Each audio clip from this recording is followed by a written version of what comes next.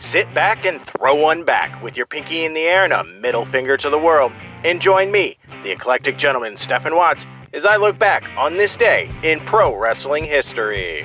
But before we do, put that drink down, like, share, and subscribe, and without further ado, let's get our wrestling nerd on. Woo! It is March 12th, and we are going to start off as we always do on a positive note.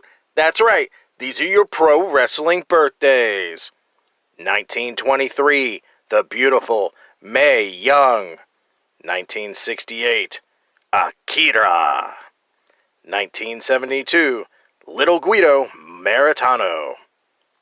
1974, Encarilla. 1975, Ricky Ortiz. 1979, Nidia. 1981, Kenta. And last but not least, 1982, Eric Stevens. Of course, on the flip side of that coin, your pro wrestling deaths for March 12th. 2016, Charlie Fulton. All right, enough of the sad stuff. It's time to get to the meat and potatoes. That's right, these are your pro wrestling history highlights for March 12th. Not the most action-packed day in pro wrestling history, but let's go ahead and get started. 1983, Ricky Steamboat and Jay Youngblood defeat Sergeant Slaughter and Don Carnoodle in a steel cage match for the NWA World Tag Team Championships in Greensboro, North Carolina.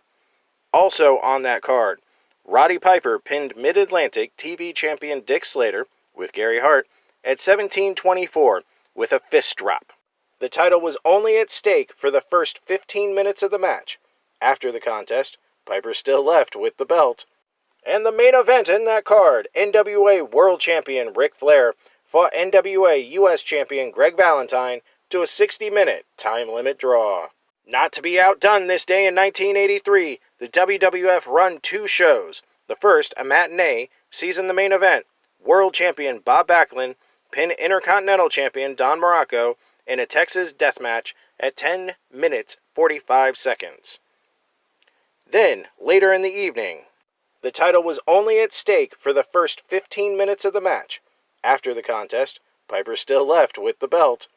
And the main event in that card, NWA World Champion Ric Flair fought NWA US Champion Greg Valentine to a 60-minute time limit draw. Not to be outdone this day in 1983, the WWF run two shows. The first, a matinee, seasoned the main event. World Champion Bob Backlund pinned Intercontinental Champion Don Muraco in a Texas death match at 10 minutes 45 seconds. Then, later in the evening, at the second show, Big John Studd defeats WWF World Champion Bob Backlund via disqualification in the main event of that show. Moving to 1984, Mr. Wrestling 2 defeats the Junkyard Dog in New Orleans, Louisiana to win the Mid-South North American Heavyweight title, ending JYD's fourth and final North American title reign. 1985, Jim Crockett Promotions and the AWA run a combined event in Altoona, Pennsylvania. In the main event, Sergeant Slaughter and Bob Backlund defeat Ivan Koloff and Ron Bass via disqualification.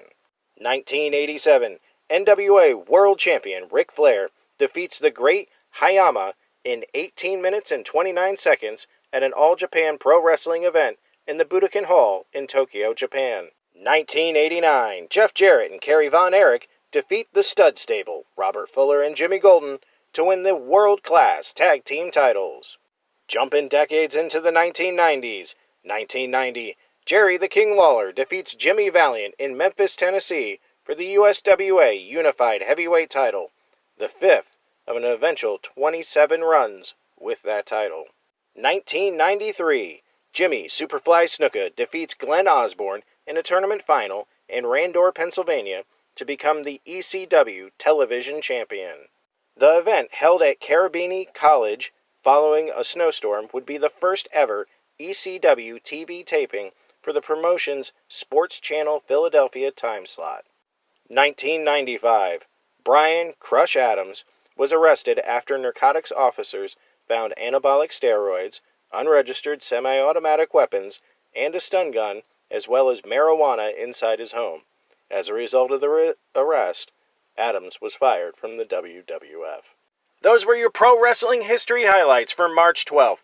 I'm the Eclectic Gentleman, Stephen Watts, and we'll see you tomorrow.